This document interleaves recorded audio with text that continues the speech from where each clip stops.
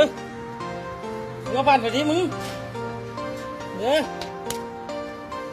เมื่อบ้านแล้ว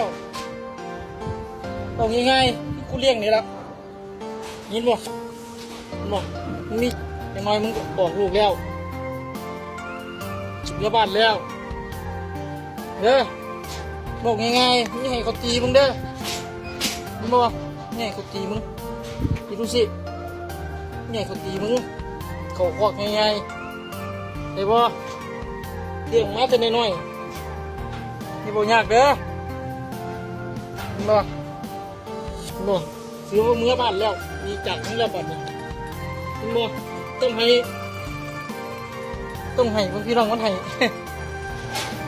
ไปบอกว่าคอยถึงเมื่อบ้านมันจะให้มันให้พี่น้องเนี่ยมันให้เคยถึงเมื่อบ้านให้ต้องให้เด้อบ่อย่าให้เขาตีมึงเด้อเขาโคตรง่ายๆผมมันมีนมแล้วเขาโคตรง่ายๆบ่ครับมีตีคนมือดูนะบ่เดี๋ยวบ่ยากเด้อบ่ล่ะเดี๋ยวบ่ยากกว่านี้ทำบ่ยาก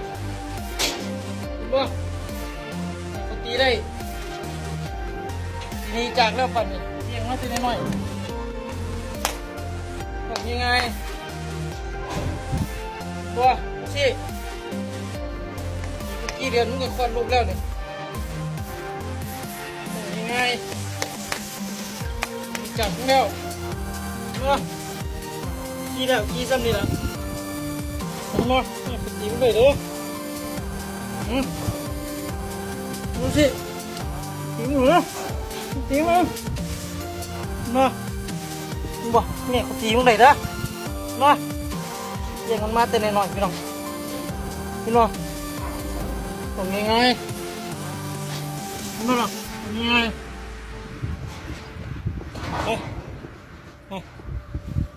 ยังไงเด้อ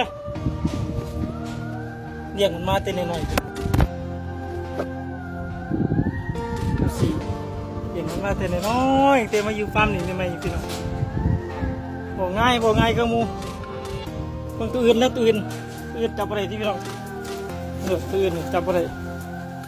ตัวอื่นสามารถจับได้ตัวอื่นสามารถจับได้ตัวสิ่งบอกง่ายเรียกมันมาเต้นน้อยกดคอพี่น้องบอกยังไงดูสีเด้อยินบ่